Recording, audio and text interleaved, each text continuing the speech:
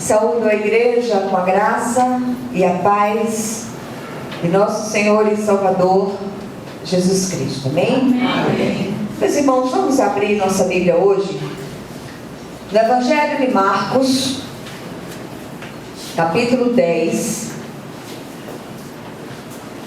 E nós vamos ler do versículo 46 até o 52. Evangelho de Marcos, capítulo 10, do versículo 46 até o 52. Amém? Amém. Glorifico a Deus Amém. Pela vida dos amados que aqui estão. Amém, Jesus. Eles têm um jogo lá fora, mas os irmãos não trocaram a presença do Senhor pelo jogo. Glória a Deus. Amém? Todos acharam? Amém? Amém. Então diz assim a palavra do Senhor: E foram para Jericó. Quando ele saía de Jericó, juntamente com os discípulos e numerosa multidão, Bartimeu, cego, mendigo, filho de Timeu, estava assentado à beira do caminho. E ouvindo que era Jesus, o Nazareno, pôs-se a clamar: Jesus, filho de Davi, tem compaixão de mim. E muitos o repreendiam para que se calasse, mas ele cada vez gritava mais: Filho de Davi, tem misericórdia de mim. Parou Jesus e disse: Chamai. Chamaram então o cego, dizendo-lhe: Tem bom ânimo, levanta-te, ele te chama. Lançando de si a capa, levantou-se de um salto e foi ter com Jesus. Perguntou-lhe Jesus: Que queres que eu te faça? Respondeu o cego: Mestre, que eu torne a ver. Então Jesus lhe disse: Vai, a tua fé te salvou. E imediatamente tornou a ver e seguia Jesus estrada fora. Amém? Amém. Glória a Deus. Vamos orar mais uma vez. Querido Deus e Pai Celestial, honra, glória, louvor e majestade sejam a Ti. Eis que eu me coloco diante do Teu altar, Senhor, clamando pelo poder que há no sangue de Jesus, que o Senhor venha perdoar os meus pecados, purificar a Tua serva de toda injustiça, que o Senhor possa sondar o meu coração, tirando de lá todo o caminho mau e me conduzindo ao caminho eterno. Purifica os lábios, purifica o coração, o pensamento, e que o abrir da minha boca e o meditar do meu coração sejam agradáveis na Tua presença, e que nós possamos sair daqui renovados em nome de Jesus. Amém? Amém. Glória a Deus. Certamente você já ouviu inúmeras mensagens neste texto da palavra, um texto bastante conhecido, mas eu queria que hoje você, mais uma vez, prestasse atenção de um modo especial e deixasse que o Espírito de Deus ministrasse ao seu coração de um modo específico, em nome de Jesus Cristo. O texto lido, ele é citado por 3 dos 4 evangelistas. Mateus, Marcos e Lucas falam da cura de cegos. Cada um deles procura contar o episódio de sua própria perspectiva. Mateus, ele fala que foram 2 cegos. Marcos e Lucas dizem que foi apenas um. Marcos diz que Jesus o encontrou na saída de Jericó, enquanto Lucas afirma que Jesus o encontrou quando se aproximava de Jericó. Em todos os relatos, o cego ou os cegos foram encontrados à beira do caminho. E que a gente possa hoje lembrar que Jesus, ele é o caminho. Tá certo? E quando nós nos reportarmos ao caminho, esse homem à margem do caminho, aqueles outros cegos à margem do caminho, como há muitos hoje à margem do caminho. Então presta atenção aquilo que o Espírito deseja ministrar de modo vivo e claro no nosso coração hoje, em nome de Jesus. Há uma coisa curiosa, que eu comentava inclusive com o pastor Malta, a respeito do Evangelho de Marcos. Mesmo sendo o menor dos evangelhos, Marcos consegue ser extremamente mais específico do que os outros evangelistas. E quando ele conta que quando Jesus estava saindo da velha Jericó e entrando na nova Jericó, encontrou um homem que tinha nome, chamava-se Bartimeu, seu pai era Timeu, era conhecido, e essa poderia ser a história de qualquer um de nós. Aquele homem, por alguma razão, perdera a visão. O texto diz que ele vivia esmolando à beira do caminho. O mesmo pedido feito pelo cego do relato de Marcos é feito pelo cego do relato de Lucas. Ele diz o seguinte: que eu torne a ver. Por isso cremos se tratar do mesmo cego, e cremos que esse homem, em determinado momento da vida, ele enxergava e de repente ele passou a perder a visão. Já os cegos mencionados pelo evangelista Mateus, eles pedem: Senhor, que se nos abram os olhos. Então a gente imagina que seja aqui uma outra situação. Entendendo que não há nenhuma contradição entre os relatos, vamos nos ater ao fato em si. Alguém perder a visão e buscava ansiosamente recobrar essa visão. Eu não sei se vocês já tiveram a experiência de ficar com a vista meio turva, de ficar com a vista meio... Como se costuma dizer, a vista curta, né? Fulano está com a vista curta. Isso é muito comum à medida que a gente vai ficando mais novo, né, pastor Paulo? Vai ficando mais novo, aí a vista vai ficando meio curta, é meio complicado.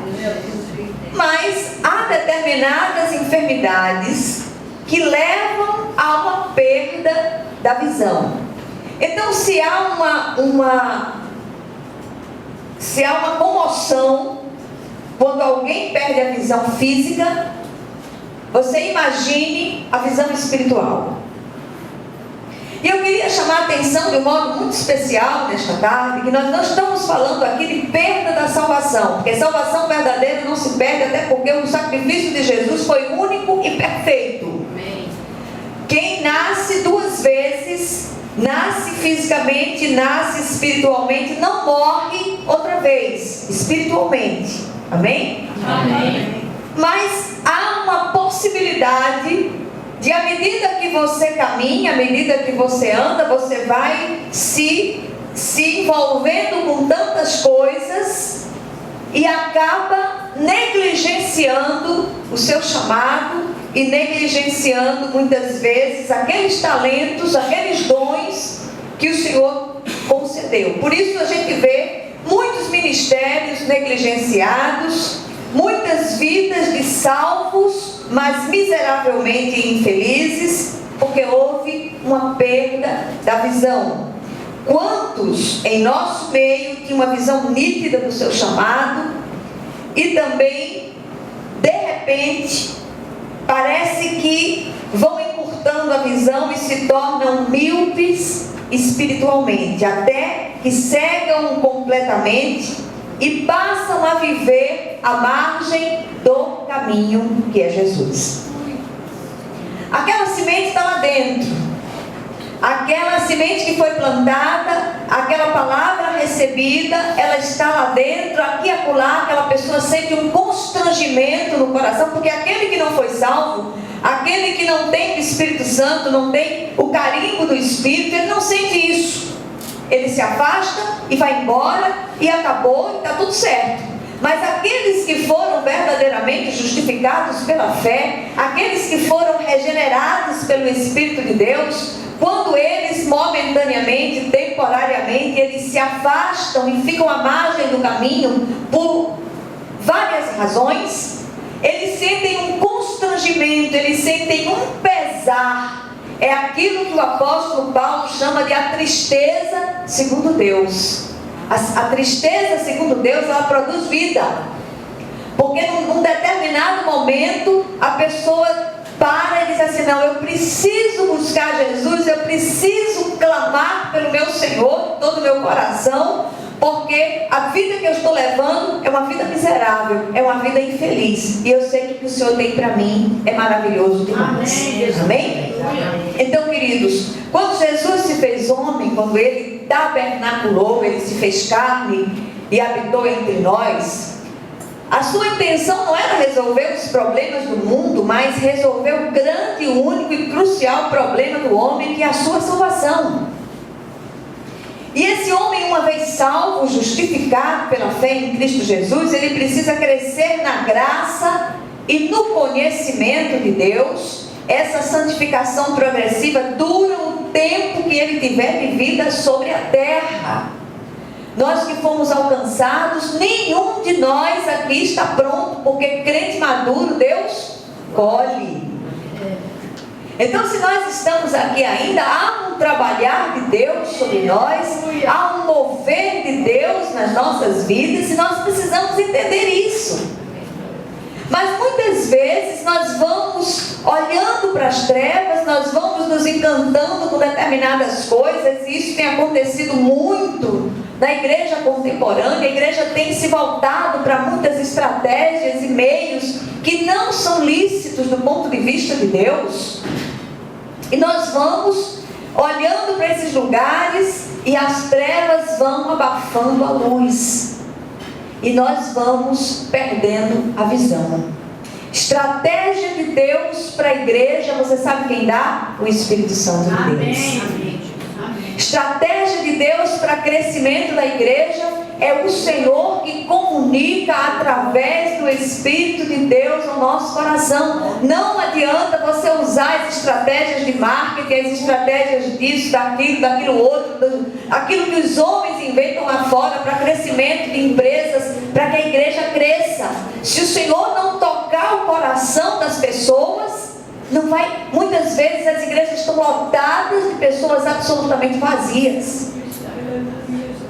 Então, que em nome de Jesus o Senhor possa falar ao nosso coração. O Senhor Jesus, Ele é Deus de misericórdia, Ele é Deus de oportunidade, Deus compassivo, e Ele sempre está nos proporcionando chances de retomar o caminho, de restaurar a nossa visão, a visão dos primeiros tempos, para que nós possamos voltar a andar nesse caminho de forma desenvolta e ser instrumento de Deus para que vidas sejam alcançadas. Eu não sei o que aconteceu com Bartimeu, eu não sei exatamente o que se passava na vida daquele homem. O fato é que há algumas coisas no texto que apontam para a certeza absoluta que aquele homem era um homem de Deus e que de repente perdeu a visão. Amém? Amém. Então, a experiência de Bartimeu, eu queria que você prestasse atenção, deixasse, se possível, sua Bíblia aberta. Eu vou ler alguns textos na versão da NVI, mas que você possa ler na sua versão. A experiência de Bartimeu aponta para algumas atitudes que devem ser tomadas urgentemente por aqueles que perderam a visão espiritual. Primeira coisa, ele clamou ao Senhor com sinceridade de coração e não se deixou abater pelas críticas e repressões. Nós somos eficazmente atraídos pela graça de Deus. E o texto diz o seguinte, versículos 47 e 48, dizem o seguinte: quando ouviu que era Jesus de Nazaré, começou a gritar: Jesus, filho de Davi, tem misericórdia de mim. Muitos o repreendiam para que ficasse quieto, mas ele gritava ainda mais: filho de Davi, tem misericórdia de mim. Amém? Amém. Então, quantos aqui hoje, talvez, de repente, venham venham encurtando a visão espiritual, e o Senhor deseja que você se levante, que você diga: Jesus, filho de Davi, tem misericórdia de mim. De repente, problemas, dificuldades, angústias, agonias, aflições, essas coisas muitas vezes, se você não correr para o colo de Jesus, se você não correr para buscar a aba das vestes do Senhor e dizer: Senhor, filho de Davi, tem misericórdia de mim, você pode perder a visão. E é possível que as multidões, aquelas pessoas que estão à sua volta, é possível que essas pessoas todas digam: olha, cala a boca, fica quieto, você já chamou tanto, você já clamou tanto, as coisas não adianta nada você orar, você buscar. E muitas vezes o desejo do coração dessas pessoas que estão à sua volta é que você se perca completamente, você saia completamente do caminho e você abandone o Senhor. Mas eu quero dizer a você, eu quero ousar dizer a você hoje: você é de Deus. Amém. Aleluia. Você é de Deus, você está atravessando essa dificuldade, você está atravessando esse problema, mas a visão lhe será restaurada em nome de Jesus. E aquele que crê no Senhor verá a glória de Deus. Aleluia. O desejo do Senhor é manifestar a sua glória sobre a sua vida em nome de Jesus. Aleluia. Clamar é rogar, é pedir aos brados, aos gritos. Muitas vezes tem um grito na garganta da gente que a gente precisa soltar, a gente precisa gritar e chamar pelo Senhor. Senhor, interfere aqui, Pai, vem cá, Jesus, e age nessa minha vida miserável em nome de Jesus. Mesmo a despeito das oposições, Bartimeu clamou ao Senhor. E é curioso que ele começa chamando pelo seu título messiânico, filho de Davi. Ele sabia quem era Jesus e não se deixou intimidar. Assim devemos fazer com toda a força do nosso coração. Bartimeu reconheceu que só o Senhor é a saída para aquela situação, como só o Senhor é a saída para a situação que você está vivendo hoje. Eu não sei o que é que você passa, eu não conheço as suas lutas, eu não sei as vezes que você levanta na madrugada para chorar, mas o Senhor é aquele que conhece. Amém. O Senhor é aquele que conhece, o Senhor é aquele que visita, o Senhor é aquele que apara lágrimas. Ele é especialista em aparar a lágrima de crente. E eu sei que a glória de Deus será manifesta nessa situação em nome de Jesus. Bartimeu foi esperto. Ele não podia enxergar, mas ele teve a percepção espiritual que Jesus estava ali. E ele gritou. É como se ele dissesse: olha, eu não posso vê-lo, mas eu posso gritar até que ele me ouça. E foi o que aconteceu. Ele começou a gritar, ele começou a bradar em alta voz, e acaba que o Senhor se volta para ele. Jesus Cristo, ele é a resposta para todas as nossas deformidades, para todas as nossas fragilidades, para todas as nossas inadequações. Tudo o que precisamos é clamar e crer que só Ele pode nos restaurar. Amém. Tanto os cegos de nascença, aqueles que não conhecem Jesus, que nunca enxergaram Cristo. E se você está aqui hoje e escuta a respeito de Jesus, mas é cego espiritualmente, você nunca tomou uma decisão pessoal por Jesus, talvez hoje seja o dia. Hoje seja o dia em que você se posicione espiritualmente. Talvez você não seja um cego de nascença, mas você perdeu a visão. Hoje é o dia da restauração, e que em nome de Jesus o poder de Deus possa ser derramado sobre a sua vida em nome do Senhor Jesus Cristo. O que leva uma pessoa a perder a visão? As razões são muitas. Mas a permanência no ambiente escuro por muito tempo pode fazer isso. Eu vi uma reportagem outro dia muito interessante a respeito de pessoas que passaram muitos anos em solitárias. Aquelas prisões, era uma reportagem em prisões americanas, onde presos estavam incomunicáveis, e absolutamente no escuro. Mas por uma dessas reviravoltas da vida, esses processos foram revistos e esses presos saíram daquele lugar. E me chamou a atenção a mulher de olhos claros, e quando ela chegou do lado de fora daquela prisão, ela não aguentava a luz.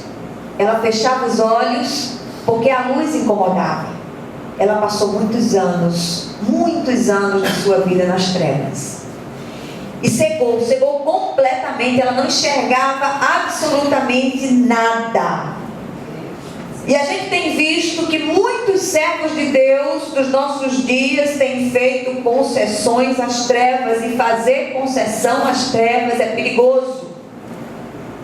E eu queria falar especialmente também para os jovens: cuidado com as suas concessões. Nós vivemos um tempo de muitas concessões às trevas.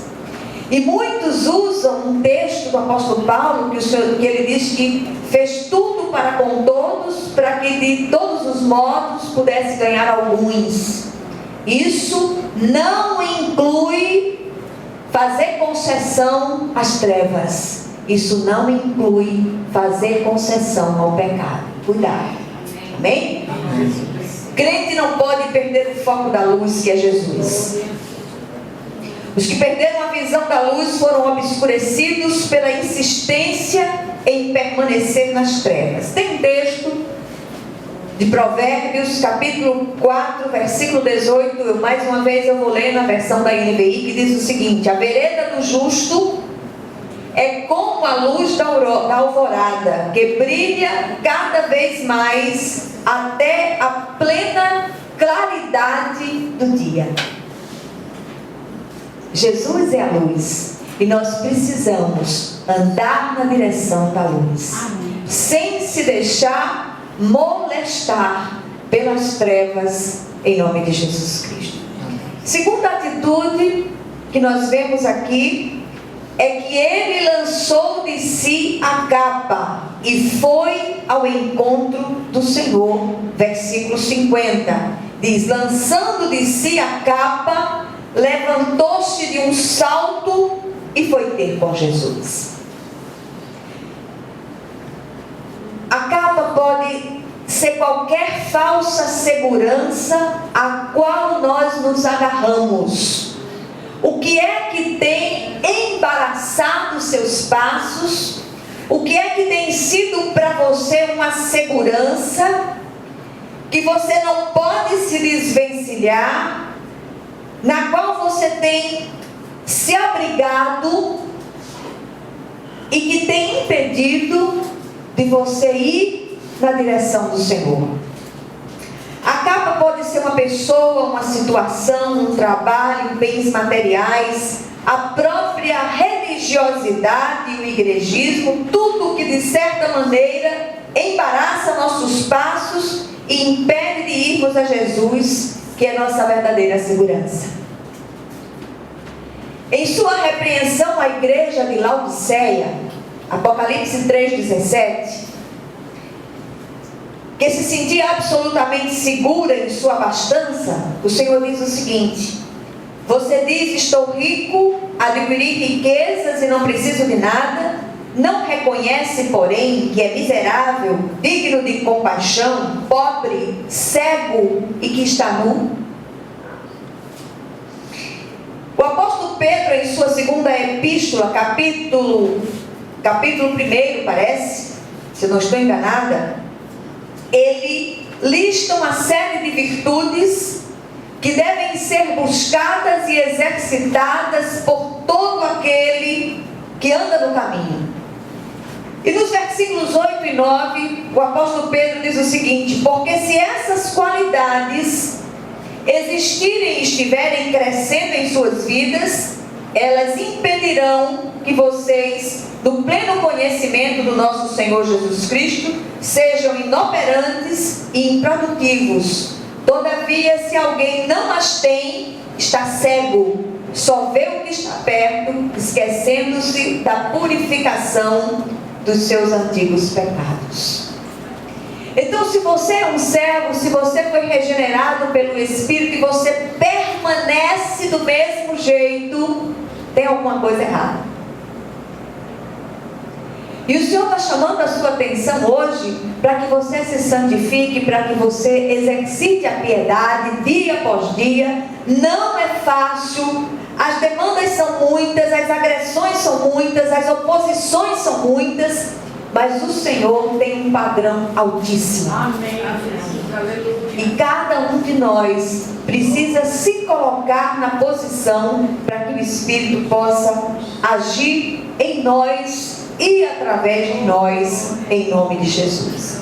Em terceiro lugar, a terceira atitude, ele foi extremamente objetivo e específico em seu pedido ao Senhor. Versículo 51.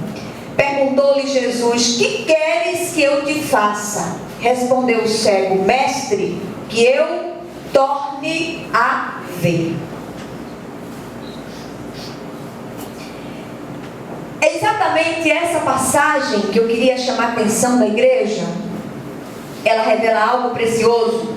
O mendigo já havia chamado Jesus pelo título messiânico, filho de Davi, mas agora ele usa a palavra Rabone, que significa mestre, traduzida aqui como mestre, que testifica de uma fé pessoal. Algo permanecia vivo no coração daquele homem. Apesar da cegueira, tinha alguma coisa ali que o constrangia, que o incomodava, que o impelia na direção da luz. E esta semente viva o fez clamar pelo Cristo. Outra coisa que o texto nos ensina é ser objetivos quanto ao que necessitamos. Seja objetivo. Por que tantos rodeios nas nossas orações? Seja objetivo. Diga: Senhor, a minha necessidade é esta. Vem cá, Jesus, socorre-me, Senhor. Filho de Davi, tem misericórdia de mim. Tem uma outra pessoa que ora de forma absolutamente objetiva, e nós vemos isso, me parece que é no Evangelho de Lucas, no capítulo 18. Aquele homem que entra no templo para orar, um fariseu e um publicano. O publicano vai lá para frente, passa 2 horas fazendo uma oração que quase... O fariseu ele faz uma oração enorme, e o publicano lá atrás, ele nem ousava levantar os olhos, e ele diz: Senhor, sê propício a mim, pecador. Amém. Quem saiu justificado? O publicano. E aquele outro, ele mostrou publicamente que ele sabia fazer uma oração bonita, uma oração cheia de rodeios, cheia de voltas, cheia de coisas teológicas. Mas quem fez a oração que subiu à presença de Deus foi o publicano. Foi aquele que foi direto. Foi aquele que foi à presença de Deus e rasgou o coração. Bartimeu aqui, ele rasga o coração, ele diz: mestre, que eu torne a ver. Quantos de nós aqui hoje precisa ter essa visão restaurada? Quantos de nós precisa sair daqui com a vista restaurada, recuperada, em nome de Jesus? Cadê o seu chamado nos primeiros tempos? Deus tinha um chamado lindo para a sua vida, e você deixou que esse chamado, que esse dom, que esse talento fosse enterrado, fosse abortado. Mas o Senhor quer restaurar isso hoje em nome de Jesus. Amém. A seara é grande, poucos são os trabalhadores. E nós precisamos orar, rogar ao Senhor da seara que mande trabalhadores para a sua seara. O Mestre está chegando. Amém. Jesus está voltando, e precisa que homens e mulheres se levantem para anunciar esse Cristo, para falar a respeito de Jesus, antes que as pedras possam clamar. Precisamos exercitar tanto a nossa fé quanto a nossa objetividade. Qual o resultado das atitudes de Bartimeu? Em primeiro lugar, o Senhor se voltou para ele, versículo 49. Parou Jesus e disse: chamai-o. Chamaram então o cego, dizendo-lhe: tem bom ânimo, levanta-te, ele te chama. E que hoje nós possamos dizer aqui neste lugar: olha, levanta, tem bom ânimo, o Senhor te chama. Aleluia. O Senhor quer restabelecer você em honra. Segunda coisa, o Senhor atendeu o seu clamor. Parte A do versículo 52. Então Jesus lhe disse: vai, a tua fé te salvou. E a palavra salvar, o espectro de tradução dessa palavra é muito, muito grande. Curar, libertar, restaurar, renovar. Terceiro lugar, Jesus se voltou para ele. Terceiro lugar, final do versículo B, tornou a ver. Imediatamente ele tornou a ver e seguia Jesus estrada fora. Imediatamente tornou a ver e seguia Jesus estrada fora. Se você teve a sua visão restaurada, retome a caminhada no caminho. Esse caminho é Jesus. O que esse texto nos ensina hoje? Em primeiro lugar, se você se encontra numa situação semelhante à de Bartimeu e não enxerga saídas, então pare agora mesmo e clame ao Senhor com toda a força do seu coração. Em segundo lugar, lance fora toda a capa que tem embaraçado os seus passos, renuncie tudo que tem representado uma falsa esperança e corra para Jesus. Sua visão será restaurada. Aleluia. Em terceiro lugar, diante do Senhor, seja específico. Exercite a sua fé. Você certamente sairá dali de posse de vitória. E uma vez restaurada a visão, retome o caminho para a glória de nosso Senhor. Amém? Queria pedir à igreja que fechasse os olhos.